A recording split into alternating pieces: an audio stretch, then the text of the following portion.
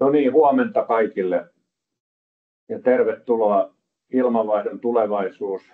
Näin modernisoit ilmanvaihdon ja vähennät energian kulutusta webinaariin,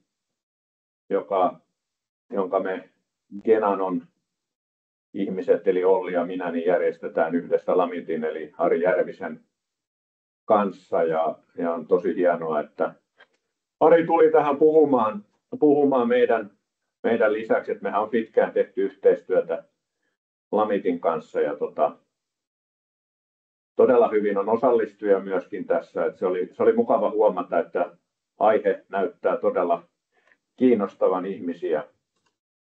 Ja aloitetaan 2 minuuttia yli, että kokemuksesta viisastuneena, niin silloin meitä on vielä enemmän tässä jos ihan 1-2 minuuttia odotetaan.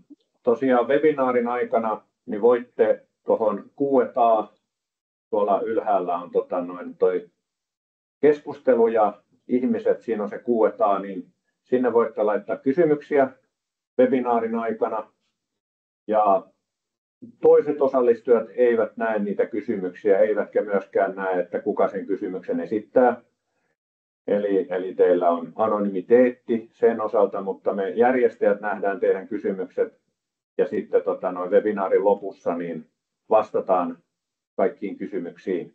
Eli rohkeasti vaan tuohon Q&A-osioon tuolla yläpalkissa niin siihen kysymyksiä webinaarin aikana. Niin tosiaan vastataan sitten lopussa. Tähän esitykseen menee varmaan noin 40 minuuttia ja sitten lopussa käydään ne kysymykset läpi. Ja sitten kaikki saa tämän tallenteen, jotka ovat ilmoittautuneet tähän webinaariin. Ja sitten laitetaan myös pieni palautekysely. Ja sitten kysytään myös siinä, kun laitetaan se tallenne, että koska oletteko ylipäätänsä ajatelleet investoida ilmanpuhdistuksen tehostamiseen energiaa säästävillä sähköisen suodatuksen ratkaisuilla, mistä me tänään puhutaan. Mutta eiköhän me aloiteta noin pitemmittä puheitta ja Jukka Hieta on ollut tässä Genanolla myynti- ja markkinointijohtajana. Ja sitten meillä on Olli Mandelini, puhtaan sisäilma-asiantuntija. Ollilla on yli 10 vuoden kokemus ilmanvaihtoalalta. 10 vuotta kokemusta ennen kuin hän tuli Genanolle ja Genanollakin Olli ehtinyt olla jo melkein 3 vuotta. Ja sitten tosiaan Ari Järvinen, Lamitin toimitusjohtaja.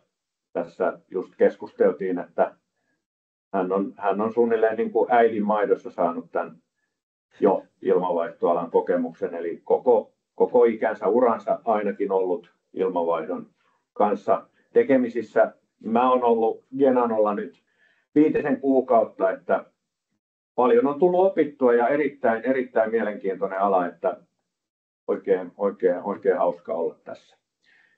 Laitatko Ari vaikka seuraavan kalvon, niin ihan lyhyesti vaan tästä pistät Saarisen näyttäjä on päälle tosiaan. Joo, se ei taida, eikö se ole päällä? Mä näen kyllä, Olli. Kyllä se on päällä. Tässä näkyykö kaikille? Kyllä, varmaan kaikki näkee. Mä näen ainakin. Hyvä. Joo. Nyt vuodesta 1960, eli Genanohan on perustettu Suomessa vuonna 1999. Me ollaan osa Pallas Airia, kuten myös on Lifa Air. Mutta tänään puhutaan näistä energiaa säästävistä ilmanvaihdon ja ilmanpuhdistuksen ratkaisuista, jotka perustuu siis sähköiseen suodatukseen. Ja Genanon ilmanpuhdistimissahan ei ole yleensä tai ei ole HEPA-suodattimia, että meillä on tämä ionisointiin perustuva sähköisen suodatuksen ratkaisu. Siinä on yli 10 patenttia, löytyy VTT:n testitulokset, että jopa niin kuin 99,999% pystytään poistamaan ilmasta epäpuhtaudet, virukset, nanokokoiset partikkelit, inhottavat vieraat hajut eli teevokkikaasut ja niin edelleen. Ja toimintaa yli 50 maassa ja Genanon valmistus on myös Suomessa, että se on tänä päivänä etu. Ja meillä on ratkaisuja tuonne ihan teollisuuteen, konttipuhdistus, katalyyttipuhdistusratkaisuja sairaaloihin, laboratorioihin. Kunnathan on tietenkin isoja asiakkaita ja täällä on paljon kunnista osallistujakin, mikä on hieno juttu.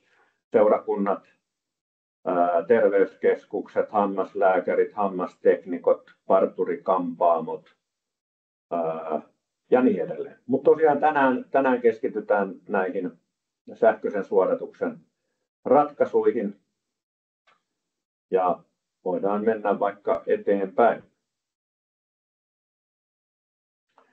Eli Ari, nyt on sun vuoro päästä vauhtiin, niin mä menen taka-alalle, niin ole hyvä. Kiitos Jukka ja Olli. Mukava olla täällä webinaarissa ja käydä läpi vähän energiatehokkuutta, mikä on ollut Lamitissa leipälaji vuodesta 2006 lähtien. Ja siihen liittyen sitten katsotaan niin kuin perusteena tässä webinaarissa se, että Genanolla on hienoja laitteita, jotka voi toimia jossain tilassa ja nyt katsotaan sitten, että mitkä ne tilat on ja miten se soveltuu ilmanvaihdon kanssa yhteyteen, että parannetaan sitä periaatteessa jokaisen rakennuksen energiatehokkuutta ja ilmanvaihtoa näillä laitteilla ja sen avulla ja yhteisillä projekteilla. Ja Lamitissa on just toi lämpöselvitys, mitä me on tehty sen verran omasta puolesta, niin koostuu tässä. Tämä lämpöselvitys sille on haettu tavaramerkkiäkin niin kuin omana selvityksenään, millä on sitten prosessi, miten se toimii. Niin prosessi on tämmöinen niin kuin Demingin ympyrässä, eli laatuympyrässä käydään läpi sitä, että suunnitellaan, tehdään hyvin ja tarkastetaan kaikki kohteet, mikä näkyy tässä päivän teemassakin, ja sitten korjataan sitä prosessia siinä vaiheessa, kun mahdollista, ja sitten kierrätetään sitten seuraavaan kohteeseen. Näissä Genanon-hankkeissakin samaan tyyliin, että semmoista Lamitissa tehdään, ja niin kuin tässäkin hankkeita katsotaan sitten yhdessä, miten voidaan viedä eteenpäin. Se oli Lamitin rooli tuoda julki sitä energiatehokkuutta, ja tuosta Ollilla on muutama käytännön esimerkki tähän väliin, että missä niitä sitten on tehtykin ja miten saadaan asiaa eteenpäin. Joo, me ollaan sillä, että on Arin kanssa suunniteltu tosiaan, että käydään niin kuin ekassa osiossa enemmän lävitse nimenomaan että käytännön toteutusta. Ja käydään sitten tokassa osassa enemmän sitä puhdasta faktaa lävitse, että mistä se mahdollinen energiansäästö tosiaan koostuu.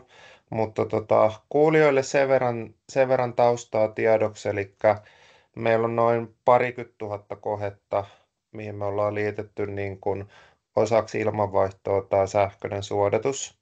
Ja ensimmäiset kohteet on vuodesta 2004 jo pyörinyt.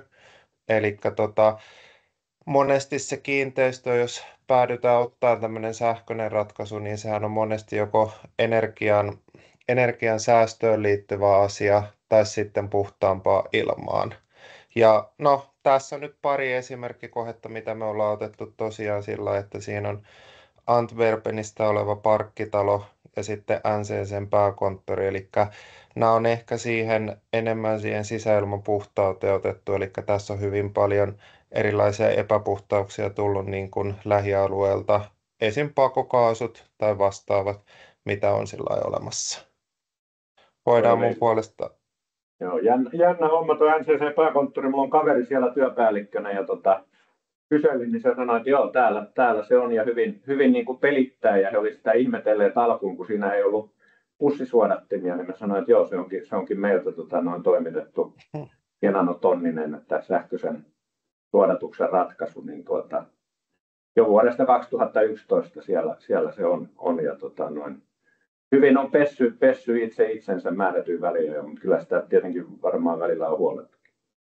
Jees.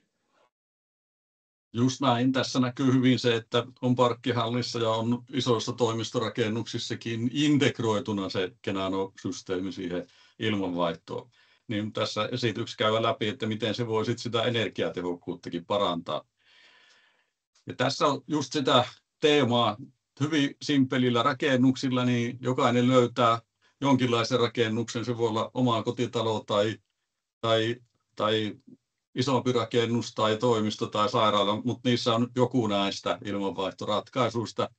Eli nyt sen verran tutustaa siihen, että on painovoimaisia ja pelkkiä koneellisia poistoja ja sitten on koneellista tuloa ja poistoa, jossa sitten uusimmissa nykyaikaissahan pitää olla sitten tuo lämmöntalteenottokin, mikä näkyy tuolla vinokuutiona tuolla katolla. Mutta näin yksinkertaista voi lähestyä periaatteessa siihen ilmanvaihtoon, että tämmöiset järjestelmät ja miten niihin sitten saadaan, kenään on sähköistä suodatusta ja sitä mukaan. Niin tässä on ensimmäinen painovoimainen ilmanvaihtorakennus, kun se on, niin sehän toimii siis, sehän on hauska sille, että itsekin on semmoisessa asunut ja kokenut sen, niin sehän toimii siis savupiippuvaikutuksella ja lämmin ilma nousee ylöspäin, niin kuin nuo punaiset nuolet tuossa tekee, ja jostain seinästä, rakenteesta, tuloilmaventtiilistä, ikkunarausta se ottaa sitten sitä kylmää ilmaa sisälle. Tai jos ne on sitten samanlämpöisiä, eli ulkona olisikin hyvä keli, niin periaatteessa savupiippuvaikutustahan ei tapahdu, kun ei ole sitä lämmintä ilmaa, mikä nousisi ylöspäin, kun ympäröiväkin ilmaa samassa lämpötilassa. Niin sen takia otetaan esille, että onhan tässä hyvä ratkaisu esimerkkinä tuommoinen Kenanon laite, joka voi olla huonekohtainen tai huoneistokohtainen tai luokkakohtainen, tai silloin kun tämmöinen painovoimainen ilmanvaihto on, niin saadaan puhdistettua siellä tilakohtaisesti sitä ilmaa. Että on pölyäviä kohteita, vaikka parturi-kampaamotkin on ollut tosi tyytyväisiä, missä on selkeästi sitä pölyä. Mutta sitten kun siihen jää, tähänkin laitteeseen jää virukset ja bakteerit, niin itse mulla muuten on täällä toimistolla tuo laite. Tuossa joku sanoi, Ari, että pitäisikö näkyä joku esitys, niin onko se nyt varma, että se jaat? On se jaossa, mutta se lähti multa jostain syystä karkuun täältä. Pistää uudestaan, koska mulla ei näkynyt alkuun ja sitten se rupesi näkyyn yhtäkkiä, niin pistä uudestaan vaan niin kuin jakopäivät. Niin, uudestaan, niin kyllä se on varmaan näkynyt, mutta se ehkä, jos se tuossa sitten, no niin, nyt mä ainakin näen, niin kyllä se varmaan näkyy kaikille nyt. Joo, kyllä se on saman. On se näkynyt, joo. Joo, no niin, nyt näkyy kuulemma, sieltä tuli hyvä. Ei mitään. Niin. On se näkynyt. Jatka vaan. Yes. Tässähän vaan täällä. Mä voisin sen verran, Ari, käydä lävitse omaa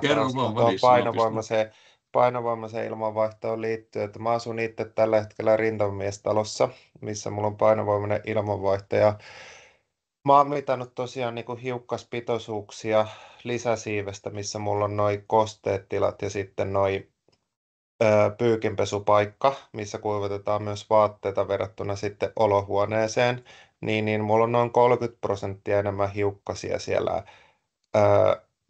missä pyykkiä kuivatetaan. Eli hyvin monesti tässä puhutaan, monet sanoo siitä, että se painovoimainen ilmanvaihto on paras ilmanvaihto. Itse en lähde tässä webinaarissa ottaa kantaa, mikä on paras ilmanvaihto, mutta mä ainakin laitoin niin semmoisen Elixair-ilmanpuhistimen tuonne lisäsiipeen, että siellä hyvin paljon tosiaan meidän niin kuin näistä pyykistä selvästi aiheutuvia päästölähteitä on olemassa. Just näin, hyvä pointti, ja just sillä, että lähtökohtaisesti ei kiistele siitä, mikä on paras ilmanvaihto, vaan just, että toiset tykkää toista ja toista toiseen, mutta tässä on se, että miten sitä voidaan parantaa. Ja esimerkkinä just nämä laitteet, niin kuin sanoin, niin niitä voi olla siis huonekohtaisesti tai huoneistokohtaisesti. Ja mulla on justiin tämä isompi laite, mikä tässä, niin täällä toimistollakin, niin se vaikka on uudehko rakennus, niin jopa uuden rakennuksen hajut saa pois. Se on ollut tosi mahtava kokemus sitten niin sinänsäkin. Mutta sitä voi tehdä, käyttää monella tavalla.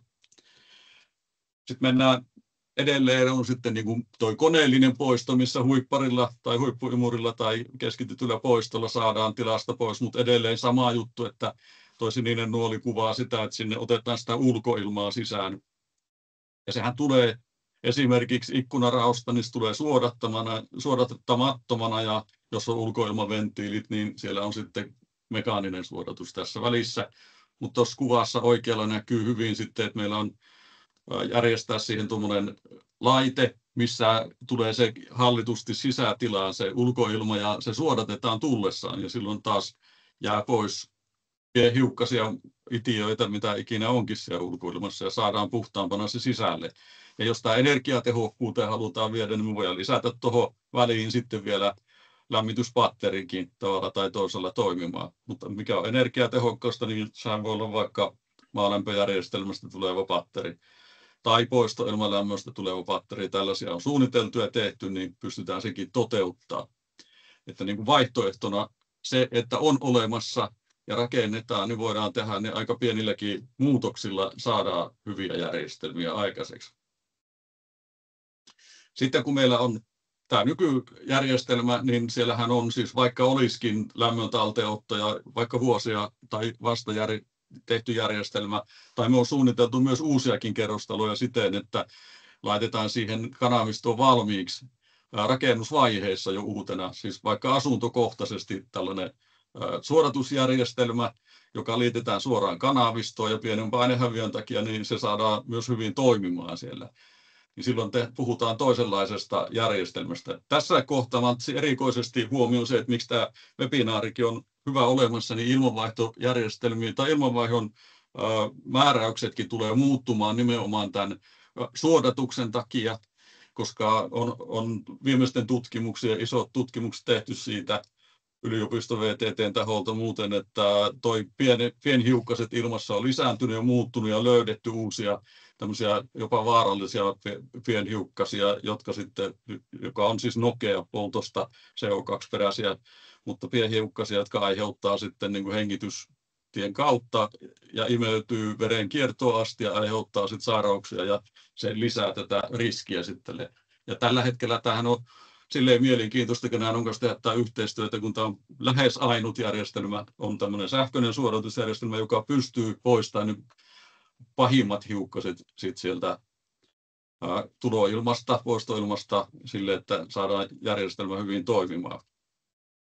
Ja todellakin sitten vielä, että tuossahan on sähköjohto ja kaikki, mutta jos tämä nyt kuluttaa muutaman watin energia tai sen suodatusteho on muutaman watin, niin se jatkuvassakin käytössä, niin se on siihen saatuun hyötyyn nähden niin aika pieni toi energian kulutus laitteelle. Ja kuten sanottu, niin jos tämä on tulopoisto ja siellä on lämmön talteenottojärjestelmä, niin sehän toimii erittäin hyvin itsessään jo energiatehokkaasti. Muita hyötyjä tulee tässä vielä esille. Kerro vaan. Joo, kiitos. Sen verran Ari kommenttia. Tuolla oli viestikentässä puhuttiin noista CO2-pitoisuuksista.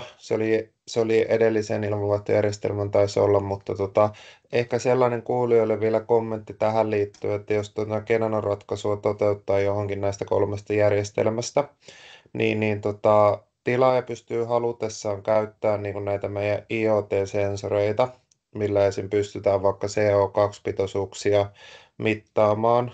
Eli oman kokemuksen mukaan se on ainakin semmoinen, että jos halutaan varmistaa vaikka, että se ilmanvaihto on riittävä siihen tilaan, niin se CO2-mittarit on esimerkiksi hyvää. Tai sitten jos halutaan varmistaa, että se ilma on mahdollisimman puhasta, niin silloin meillä löytyy niitä PM-hiukkasmittareita sitten tämmöisiin kohteisiin.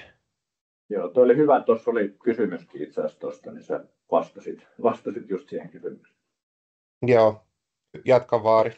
Joo, kyllä erittäin tärkeä just, ja tuosta mittarista mullakin on niitä, niin kuin täälläkin käytössä, mä just sen takia poistuin tuosta, että mä olisin napannut, mutta ei ollut niin lähellä, niin näyttää, että se on tämmöinen vähän ison tulitikkuaskin kokoinen, täysin itsenäinen ja tämmöisessä langattomassa verkossa toimiva laite.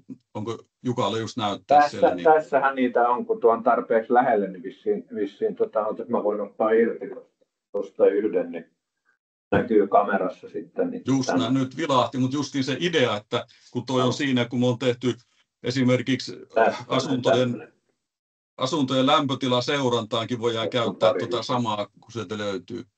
Ja kun se toimii täysin itsenäisesti, ei tarvitse mitään muuta kuin viedä se kohteeseen, niin se pystyy mittaamaan ja todentamaan sitä hankkeen toteutusta, miten siellä mitataan. Ja toi CO2 justiin toimii tällä tavalla. Tästä laitteesta löytyy, kyllä. Oikein hyvä. PVOC-kaasuja, partikkeleita, CO2, kosteutta, lämpötilanne. Menee pilveen sitten nuo tulokset ja sieltä voidaan ne lukea ja ennen ja jälkeen, kun on laitettu sinne vaikka ilmanpuhdistin tai ilmanpuhdistusjärjestelmä. Jees. No, tähän ei tarvitse olla varmaan mittaria, kun tästä katsotaan, että miten sitä pölyä kertyy, mutta tämä on varmaan se, tästä näkee sen periaatteen. Kerron vielä, että miksi tämmöinen sähköinen suodatus on sitten niin kuin hyväksi havaittu. Nyt mä en nähnyt sun kuvas, mutta varmaan se... Tässä on nämä suodattimet, mistä katsottiin, niin missä pölyä kertyy. Mutta ehkä se, niin kuin jos vertaa mekaanisen ja sähköisen suodatuksen eroja, no sulla nyt vaihtuikin kuva tosiaan, niin tässä me nyt nähdään aika hyvin niin kuin, 3 eri kuvaa niin kuin ihan peruspussisuodattimesta. Ja ehkä se merkittävin on näistä, jos katsotaan näitä 2 kuvaa, niin kuin näitä, eli vasemman ja keskellä olevaa kuvaa, niin keskellä oleva suodatin on tällainen, eli mikä on ollut siellä ilmanvaihtokoneessa noin puolisen vuotta. Ja tuossa taitaa olla näitä pusseja tosiaan se noin 10 kappaletta, eli tarkoittaa sitä, että tuo suodatihan ottaa niin kuin, molemmilta puolilta sitten suodattaa sitä ilmaa.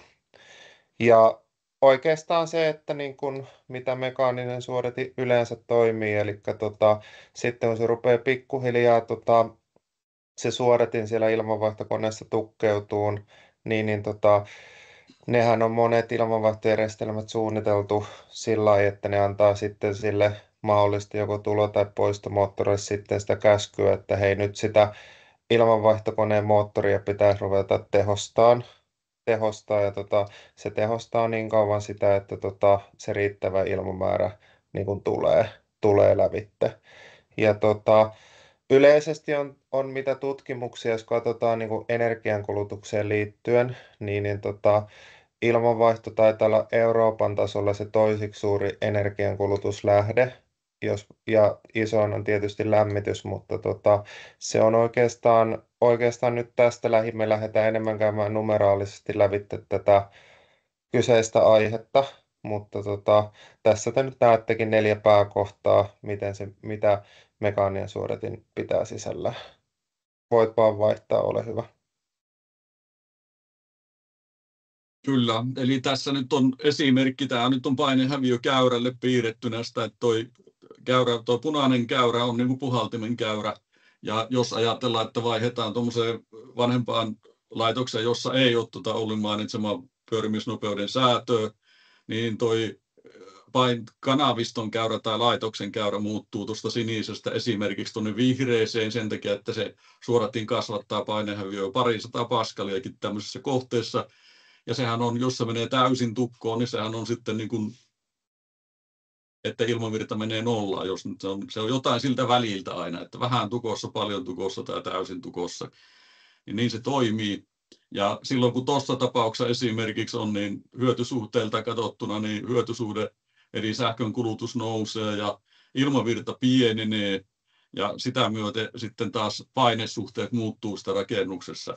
Niin nyt tämä on niin kuin tosi mielenkiintoinen tilanne siinä, että jos tämä on tulopoistojärjestelmä vielä ja sitten tämä toinen puoli muuttaa jostain syystä, että sisältä tulevaa pölyä on niin paljon, että painesuhteet rakennuksessa muuttuu, niin jos se muuttuu alipaineisesta ylipaineiseksi rakennus, niin tämä selittäisi monta syytä, miksi niitä kosteus- tai muita sisäilmaongelmia syntyy rakenteissa tai sisäilmassa. Niin tämä vaihtuvuus on kuitenkin niin kuin jatkuvaa. Eli ensinnäkin suosittelen, että vaihtakaa niitä suodattimia riittävän usein, ja jos vaihto on kallista ja tuntuu, että se ei riitä, niin sitten suosittelen, että laitetaan sähköistä suodatusta siihen peliin siten, että toi pysyy, koska toi Ollen kuvaama pussisuodattimen tukkeutuminen, niin sehän ei näy painehäviön muutoksena juurikaan noissa Kenanon sähköisissä suodattimissa, kun se on rakenteeltaan semmoinen, että siihen ei tule sellaista ilmavirran tukkeumaa, niin kuin pussisuodatin kerää joka kohtaan sitä pölyä, mutta tämä tämmöinen levyillä toimiva sähkösuodatusyksikkö, niin sen periaate on erilainen ja se ei mene sillä tavalla tukkoon ja vähennä sitä ilmamäärää siinä kulkiessaan. Sitten jos mennään eteenpäin, niin just siitä prosessista, mistä aluksi sanoin, niin meillä on tarjota teille sitten myös tämmöistä niin kuin kohteisiin, haluamanne kohteeseen, jos meillä on käyty koulussa ja toimistossa ja uimahallissa ja monissa muissa erilaisissa jäähallissa ja toteutettu näitä hankkeita yhdessä, niin tämä meidän systeemihän toimii silleen, että meillä on Lamiti ja Kenano yhteistyössä tehdään silleen, että käydään se tilanne läpi, käydään katsomassa, että kutsukaa paikan päälle, jos teillä on kohde, mitä epäilette, että siellä voisi tehdä jotain, säästää energiaa, puhistaa ilmaa, niin lähdetään analysoimaan sitä tilannetta, mikä siellä on. Että tähän tämmöinen katselmus kohteeseen, kierretään sitä.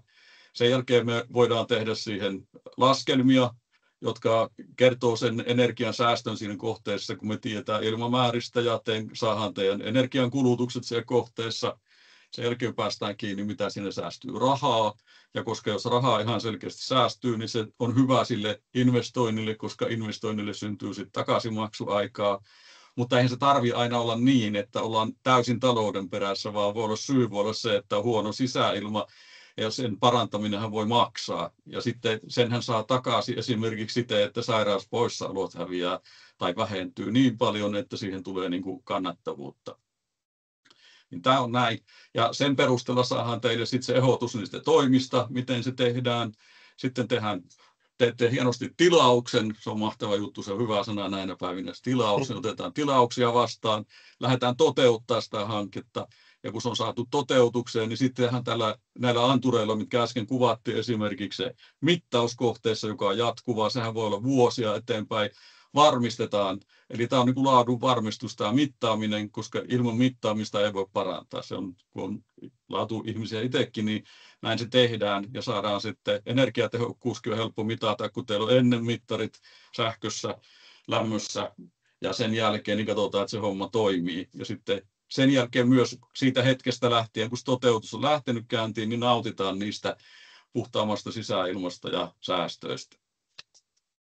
Tämä on hyvä prosessi ja näitä me on tehty, siis justiin jäähallikohteet ja muita toimistotaloja, kuvaakin nähtiin ja niissä ne on niin kuin todennettu, että ne toimii, niin ilomieli otetaan vastaan näitä haasteita. Ja kun tässä nyt tullaan ja jatkossakin mainitaan, niin en nyt käy niin laskemaan tuota SFP-lupua, mutta jos mukana on suunnittelijoita tai tilaajia, jotka uusiin rakennuksiinkin, niin tiedetään, että energiaselvitys ja rakennusluvan vaiheessa pitää selvittää tuo SFP-luku myös peruskorjauskohteisiin, niin siitä on tuo määritelmä ja miten se tehdään, niin se on hauska näin ammattilaisena, kun ajattelee sitä, niin totta kai se teho määritellään puhtailla suodattimilla, niin kun tämä SFP-luvun laskentakin, niin voi miettiä, että onko ne enää huomenna puhtaat ja onko se viikon päästä puhtaat ja onko se. Mutta kun se idea on se, että totta kai puhtaalle ja suunnitteluvaiheessa saadaan se määriteltyä, mutta sitten siinä kohteessa niin se SFP-luku tuppaa väistämättä kasvamaan sen takia, että se painehäviö nousee ja sitten päästään taas niin kuin eri lukuihin. Eli huomio siihen, että mitä teet, niin pidä siitä kiinni, minkä suunnittelit, että saat sen sitten energiatehokkaana pysymään. Ja siksi me on päädytty tämmöisiin nyrkkisääntöihin, että jos me lähdetään tekemään Kenanon laitteella kohdetta, niin SFP-lukukin voi, varsinkin olemassa olevissa kohteissa, niin se voi tippua puoleen siitä, mitä se oli aikaisemmin, mikä on hieno juttu. Ja sitten tämä yli 40% energiankulujen säästöä, niin Olli sanoi jäähallista taas hyvä juttu, kun vähän aikaa sitten saatiin varmistusta siellä, että mitä tapahtui puhallin sähkön kulutukselle, kun isot 4 vai 5 koneetta yhdessä hallissa vaihdettiin järjestelmään, niin mitä tapahtui sähkön kulutukselle.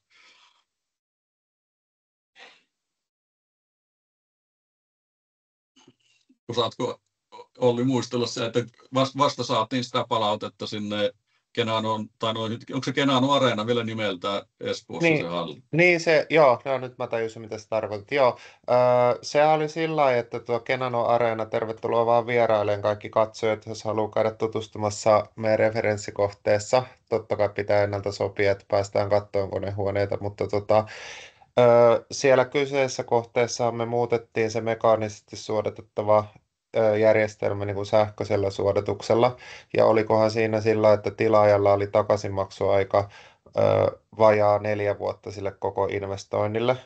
että mitä se niin kuin maksoi pelkästään energiansäästön näkökulmasta, eli siinä me ei laskettu mukaan missään pussisuodattimia eikä tämmöisiä, että siinä, siinä vähän niin kuin, siinä vähän niin kuin perspektiiviä siinä, että jos puhutaan tämmöistä jäähallikohteesta. Eli me verrattiin siinä, olikohan tämä investointi tapahtui 23 syksyllä, niin me verrattiin 23 syksyyn 24 vuoteen, missä se oli sähköisellä suodatuksella, ja edellisvuosi toimi sitten mekaanisella suodatuksella, tässä oli, mutta tietysti on hyvä ottaa huomioon myös, että jonkin verran tietysti eri vuodenajat vaikuttaa ja talvet on vähän erilaisia, mutta kuulijat saa ainakin vähän suuntaantavaa infoa tähän liittyen. Niin, se on tuossa Espoon Leppävaarassa, sekin on areena, että tosiaan Kyllä. sopimalla niin voidaan järjestää sinne kyllä retki, ekskursio.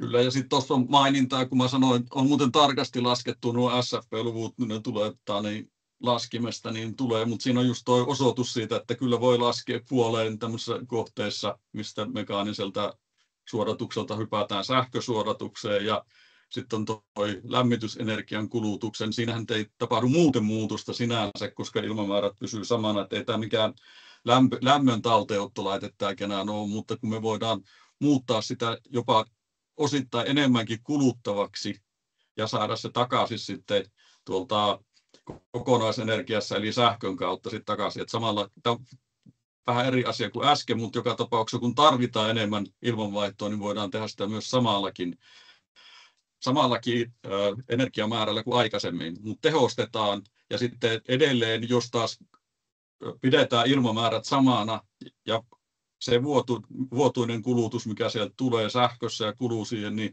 tässäkin kohteessa laskennallisesti saavutettiin 40% säästö energiassa ja raha on laskettu vain 0,1, eli se voisi olla paljon isompikin tuo rahan säästö kuin mikä, jos se voi olla siis 20 senttiäkin kilowattitunti siirtoinen ja kaikki ne, mutta esimerkkinä näin. Niin silloin se olisi tupla 22 tonnia vuodessa säästö, joo, kyllä. No hei, tähän liittyen sitten vielä tähän Lamitin ja Kenaron yhteistyökuvioon, eli tämä on minusta hyvä slaidi siihen liittyen, eli meidän monesti nämä prosessit menee sillä lailla, että me yleensä sillä lailla, että jos me kohde otetaan niin kuin tarjouslaskentaan, niin siinä on yksi palvelusisältö se, että me halutaan mitata sitä ilmanvaihtokoneen energiankulutusta niin kuin sillä mekaanisella suodatuksella ja sähköisellä suodatuksella. Ja me vertaillaan niitä sitten, me laitetaan sinne tarjousvaiheessa jo siihen kirjallisesti, että mikä me uskotaan, että me tällä ratkaisulla saadaan niin kuin sitä energiasäästöä.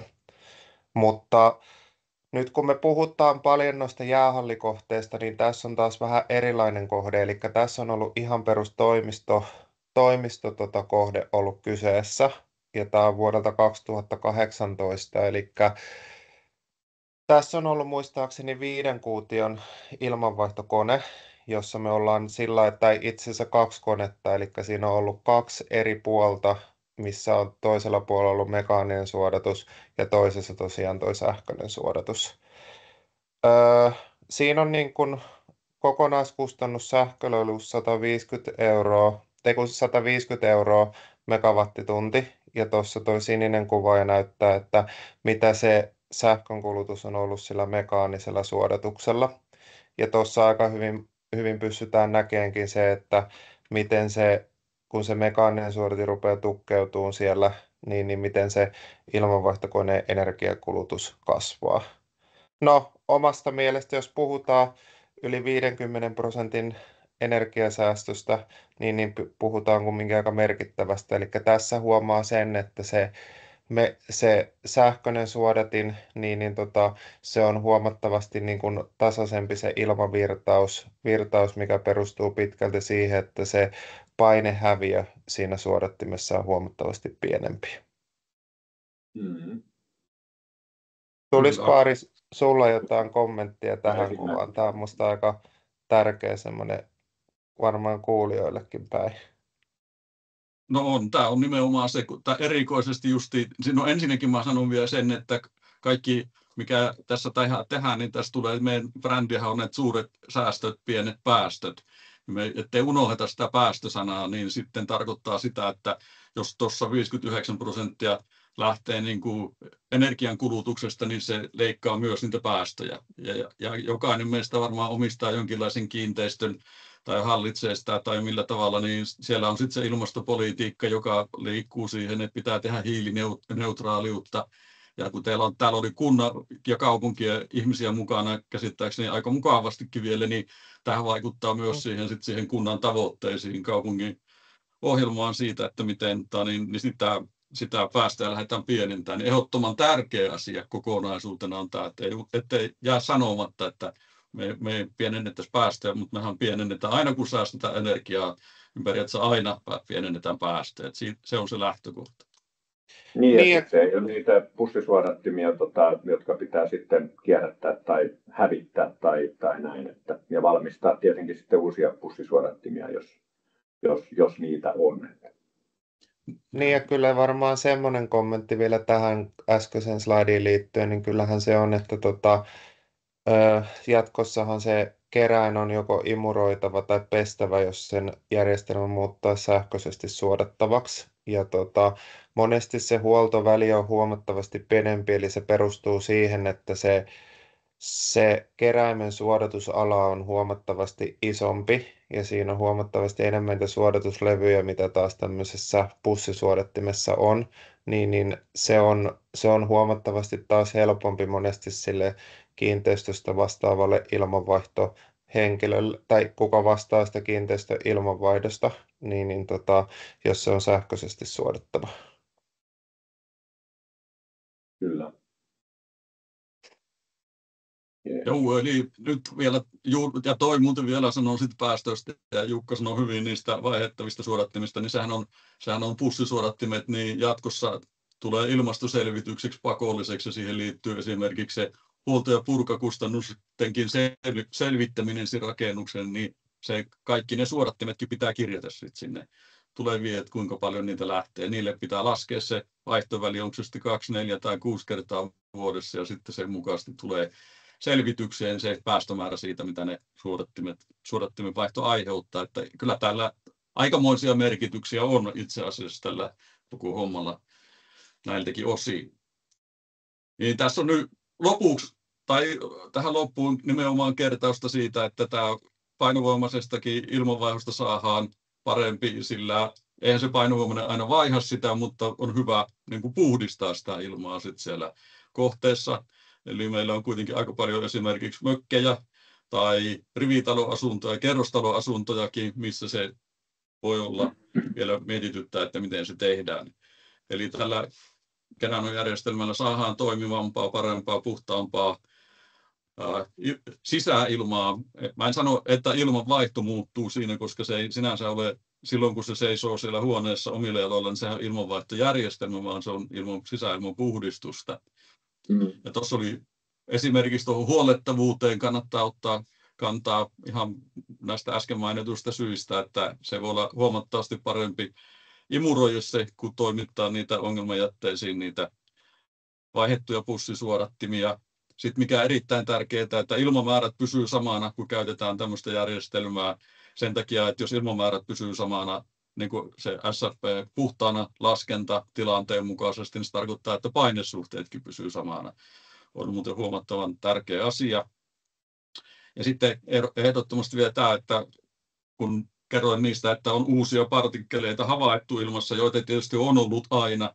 Eli se on sitä Nokea, joka on palaamisen tuotetta. Eli aina kun ajetaan autolla, tai paitsi sähköautolla, niin palaamista syntyy ja sinne ilmaan tulee sitä pienhiukkasta, mutta sitä tulee myös kaikista muusta polttamisesta, niin sehän liikkuu tuolla ilmassa ja se tulee enemmän tai vähemmän sisälle, mutta se pysähtyy tuohon Kenanon laitteeseen, niin puhutaan tämmöisestä kuin nanopuhtaasta ilmasta ja sitten vielä pitkään, koska se tekee sitä niin kauan kuin se tavallaan tai on toiminnassa tämä laite, niin saadaan sitten nanopuhasta ilmaa.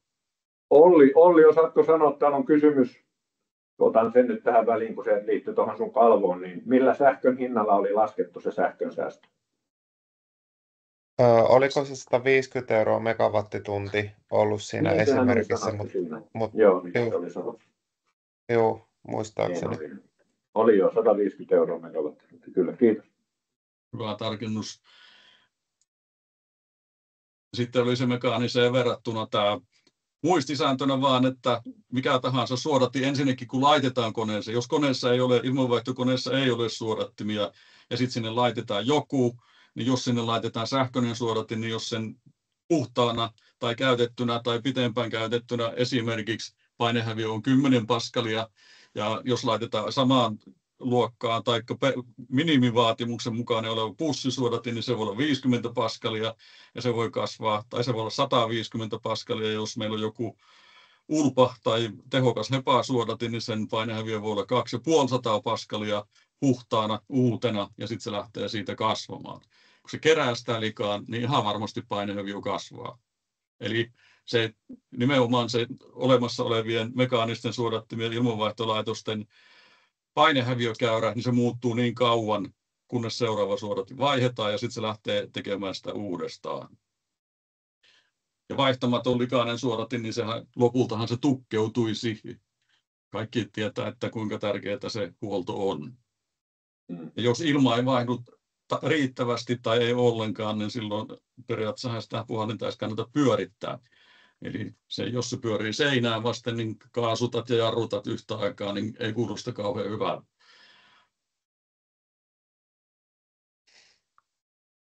Se vielä kertauksena sekin, että sitten muistaa, että uudessakin meillä on ollut myös noiden ilmanvaihtokoneet toimittajien kanssa hyviä aloituksia tästä, että lähdetään silleen, että saataisiin markkinoiden paras uuden koneen SFP-luku tällaisilla muutoksilla, että jos sulla on paras kone ja sen SFP-luku on hyvin pieni ja vaihdat siihen sähköiset suodattimet, niin se on vielä parempi.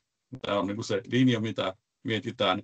Ja vielä se, että tähän tullaan joka tapauksessa menemään, että kun uudet ilmanvaihtomääräykset sanoo jatkossa, että ne nokihiukkaset on jollain tavalla suodatettava sieltä. Voi olla, että aluekohtaisia määräyksiä tulee vielä siihen, että kaupungeissa se on vielä tiukempaa se määräys, mutta joka tapauksessa, jos se näin tulee, niin silloin meillä kyllä automaattisesti SFP-luvut pienenee, että hyviä tulevaisuuden kuvia.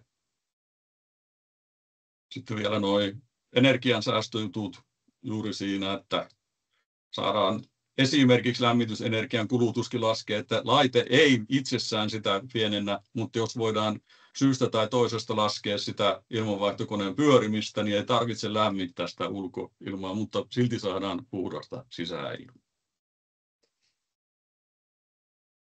Nyt voitaisiin varmaan Jukka katsoa noin kysymyksiä. Mä näen tällä, että siinä on tullut tekstiä, niin voitaisiin niitäkin käydä. Aika hyvin, tosi hyvä, että on tullut kysymyksiä näin paljon. Ei tarvinnut tällä kertaa niitä itse keksiä. Tässä on tämä ensimmäinen liittyy tämmöisiin, niin kuin, siellähän saattaa olla mineraalivillaa siellä ilmanvaihtokanavissa, että ei ole niin äänekkäitä ne niin, tässä on tapahtunut niin, että niitä on tullut kuituja niistä mineraalivilloista, joita on käytetty sinne äänenvaimennukseen, niin niitä on sitten alettu poistaa. Tässä mainitaan esimerkiksi Pussi ja Vantaa ja Espoon kaupungit niin ilmanvaihtokoneiden sisältä, niin miten me huomioidaan nämä ongelman aiheuttajat, ettei niistä tai onko näissä nyt sitten käytetty mineraalivilloja äänenheristeenä? Eihän tässä koneessa, joka sinne lisätään, eihän siinä ole tietenkään, mutta että miten ne, jos siellä ei ole olemassa olevassa kanavistossa niitä on, niin no kai niitä pitää sitten ottaa pois, mutta kommentoi Ari, jos.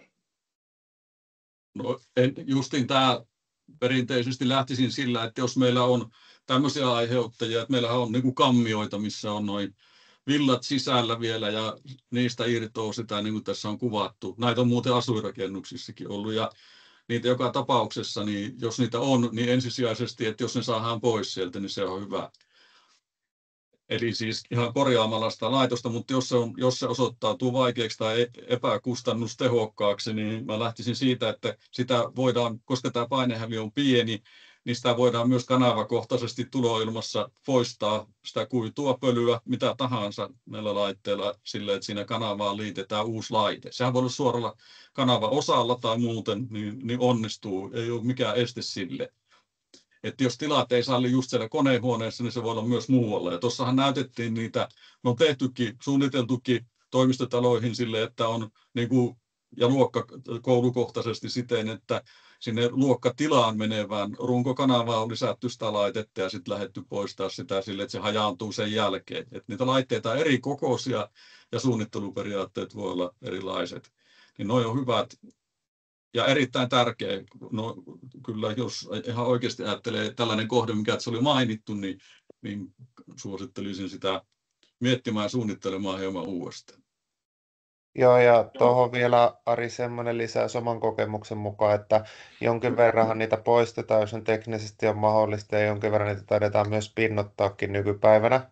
Mutta tuolla sähköisellä suorituksella sehän on aika vaikea vaiva niin kuin tilankäyttäjälle, jos sitä villapölyä, kuitupölyä tulee sinne sisäilmaan, niin tuolla Genano-ratkaisulla, tällä sähköisellä suorituksella me pystytään poistamaan se ongelma, että sähköinen suoritus on yleensä huomattavasti tehokkaampi tämmöiseen vaivaan sitten kuin taas mekaaninen suoritus. Mutta kyllähän me halutaan vielä se todentaa sitten, että yleensä jos sieltä tilasta on otettu jotain vaikka näytteitä ja sillä todettu, että täällä on tämmöinen haitta olemassa, niin kyllähän me yleensä, että jos se meidän toteutus on ollut esimerkiksi kuukauden tai 2 käytössä, niin me halutaan todentaa se sillä lailla, että joko me kysytään tilankäyttäjiltä niin kuin oirekyselyn muodossa, tai sitten me tehdään uudet mittaukset ja me verrataan niitä tuloksia niin kuin ennen sitä meidän ratkaisua ja sitten sen meidän ratkaisun jälkeen sitten. Joo, tuossa on kommentti. Mineraalivillat voidaan korvata polyester-vaimerusmateriaalilla Dacron, jonka päällä on kermi. Pitäisi olla kermi. Pinnoitus tai sähköinen suoritus eivät poista vokkipäästöjä, mutta siellähän on aktiivihiilikeräin, että sehän poistaa kyllä vokkipäästöt. Eikö näin? Osassa laitteissa on aktiivihiilikeräimet ja osassa ei, että se hyvin paljon riippuu varmasti, kun niin kuin käytiin lävitse, kun meillä on sen verran eri kohteisiin eri ratkaisuja kyseessä. Kyllä. Sitten täällä on seuraava, että mahdollistaisiko pienihäviöinen suodatus kaksikerroksisessa omakotitalossa tulo kautta poistoilmanvaihdon lähes olemattomalla puhallinteholla ainakin kylmänä vuoden aikana hiilidioksidi kautta ilmamäärä kautta paineohjatut DC-puhaltimet ja poistohormi katolla? Kysymysmerkki.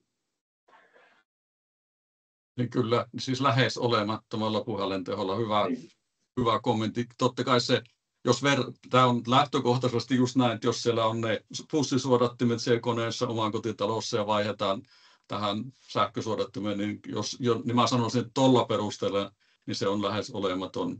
Mikä on lähes olematon ihan tarkalleen, mutta pienenee, sanotaan näin. Kyllä hyvä kommentti just siinä, että edelleen. Ja sitten mä oon taas niitä ihmisiä, jotka ajattelee sitä, että tämähän ei tarkoita, meillähän on niin kuin 1 miljoona omakotitaloa pelkästään Suomessa, että jos sitä lähdetään pienentämään, niin sitten tuo pieneneminen ei ole enää lähes olematonta, vaan sitten se mittakaava ja missä niitä käytetään, että käytettäisiin paljon, niin saadaan isoja säästöjä. Se on niin kuin se yhdessä kohteessa vähän, paljossa kohteessa paljon. Kyllä. Sitten täällä on vielä, että jos ilmamäärät pysyvät korjauskohteessa samana, ei suurta painehäviön lisäystä entiseen pussisuoritukseen, niin ei tarvita periaatteessa suunnittelijaa ja säätötöitä. Onko se näin? Joo, siis nimenomaan toi on tärkeää teettää siinä mielessä, mutta toi, mikä Olli mainitsi, on hyvä esimerkki se, että vaihdettiin ne jäähalliin isojen koneittenkin suodattimet, niin sehän tarkoittaa sitä, että siellä säädettiin myös ilmamäärät, koska eihän se kanavisto muutu. Mutta tämä on vielä erittäin hyvä kysymys sen takia, että noin tehdään, niin me tehdään se muutos ja vaihdetaan, niin se tapahtuu yhden kerran.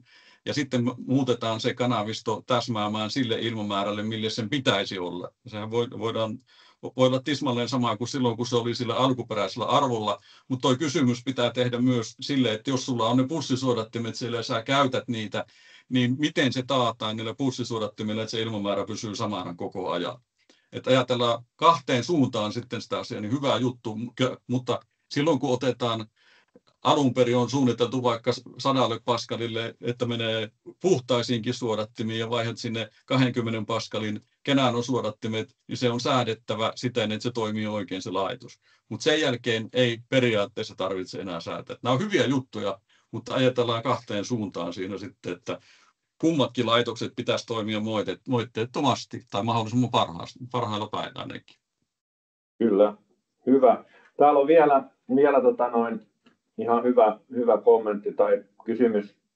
Tämä on, en tiedä onko tämä ohi aiheesta, mutta energiankulutuksen näkökulmasta onko meillä ajatuksia, että talviaikana muodostuu ongelmaksi tämä alhainen sisäilman kosteuspitoisuus, voi olla jopa lähelle 20%. Todella kuivaa aiheuttaa kylmyyden tunnetta, eli tuloilman kosteutta nostetaan huonetilaan ja sitten saataisiin huoneen lämpötilaa pienennettyä, lompakko ja hengitys ja tykkää lähinnä ajatuksia tähän. Mä voin äkkiä sanoa, että Lifaerilta löytyy muuten myös kosteuttava ilmanpuhdistin, joka aivan LAH-sarjan laite, joka on aivan loistava makuuhuoneeseen, että mäkin on semmoista hankkimassa. Mutta onko muita ajatuksia, Olli, Ari? Mun puolesta kyllä, sillä siis mikä tahansa, kun tehdään ilmanvaihtoprosessi ja sitä suunnitellaan, sitä voi muuttaa noidenkin perusteella siten, ettei tulisi liian kuivaa. Ja se on yksi asia. Sitten toinen asia on se, että näistä on tehty muutamia kosteissa järjestelmissä olevia näitä Kenanon laitteita, kun on toimitettu, niin todistettavasti ne on toiminut paremmin siellä kosteissa olosuhteissa. Eli se sähköinen ilmiö toimii kosteessa ilmassa paremmin kuin kuivassa ilmassa. Kummassakin toimii, mutta vielä, ettei ole mitään haittaa. Että vaikka kostutettaisiin siinä ilmanvaihtokoneessakin jotain, kunhan ei märkää tehdä, mutta ei tietenkään tehdä, vaan tehdään oikein, niin sitten tämä voidaan tehostaa tätä puhdistusprosessiakin. Kyllä. Oliko Olli tästä kokemuksia, muistatko kohetit? No mä ehkä vähän vastaan aiheen sivusta, mutta just tämä, että niinku sähköisen suodatuksen on tämä kosteilma, niin päinvastoin se vielä parantaisi sitä suodatuskykyä. Ja sitten toinen ehkä merkittävä asia on, että tämä kylmä ilmahan ei vaikuta tietyllä tavalla tämän niin kuin keräimen toimintaan. Että totta kai jos sinne keräimeen pääsee esimerkiksi lunta, niin ei tietenkään kauhean hyvä juttu, mutta ihan peruskylmä ilma ei eikä kostea ilma vaikuta tai kuiva ilma niin kuin mitenkään merkittävästi sen järjestelmän toimintaan. Joo, semmoinen vielä mä sanon kommenttina tästä ja siihen vielä lisäksi sitten, että myös täällä ilmeisesti on ihmisiä, joille saattaa olla radioaktiivisuuskin niin kuin tuttu teema, tai varmasti monelle ja mielessä on ja huolestuttaa, mutta tämä on hauska tämä Kenanon laite sille, että radioaktiivisuus, niin eihän sitähän ei sinänsä voi suodattaa, mutta sitten kaikki nämä radioaktiiviset, jos onhan niinkin käynyt, että sitä leviää meidän ilmaan, niin sitten tulee, niin nehän tarttuu, sehän tarkoittaa sitä, että siinä on jotain partikkeleita siinä ilmassa, ja se itse pienhiukkanen on sitten se säteilyn kohde, ja sitten kun se siirtyy, niin aika vaikea sitä radioaktiivisuutta poistaa siitä ilmasta, mutta kun se poistaa ne radioaktiiviset pienhiukkaset, ja ne jää myös sinne Kenanoon, että saadaan sitäkin talteen. Niin tässä on vielä semmoinen muistutuksena, että kuinka hyvä tai monipuolinen tämmöinen laite on, niin näiltäkin pohjilta hankkeita miettimään. Kyllä. Hienoa. Joo, meihin voi olla kaikkiin. Minunkin saa toki olla yhteydessä Jukka Hietä ja linkkarissa konnektoitukaa. Ja mielellään keskustellaan lisää ja tullaan käymään ja kartoittamaan kohdetta ja pitämään Teams-palaveria tai ihan face to face, miten haluatte ennen sitä, tai voihan se kartoitus järjestyä jo siinä samalla, näinkin kyllä tapahtuu, että jo ensimmäisellä visiitillä tehdään myös se kohteen kartoitus. Tuossa on meidän yhteystiedot ja jukka.hietä@kenano.com, kenano.fi toimii myös ja linkkarissa voi konnektoitua ja te kaikki tulette saamaan tämän tallenteen, jotka ovat ilmoittautuneet ja vielä parempi olleet ihan paikalla. ja sitten pieni palautekysely siinä ja sitten pieni galluppi myös, että koska olette mahdollisesti siirtymässä sähköiseen suoritukseen. Mutta kiitos paljon osallistumisesta. Tässä oli tosi hyvin porukkaa ja me tullaan pitämään säännöllisesti nyt näitä webinaareja 2-3 kuukauden välein. Eli stay tuned, niin kuin englanniksi sanotaan. Teille tulee kyllä varmasti, muistetaan teitä sitten kutsulla ja aiheet vaihtelee.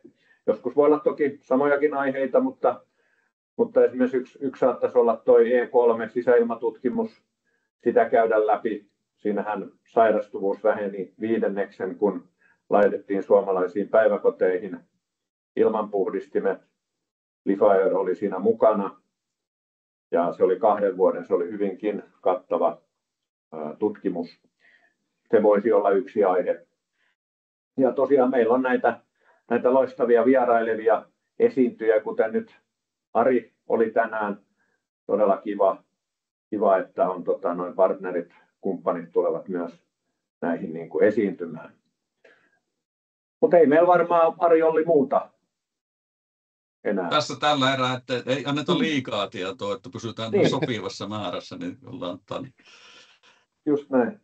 Oikein hyvä. Kiitos kaikille munkin puolesta. Joo. Hyvää loppuviikkoa ja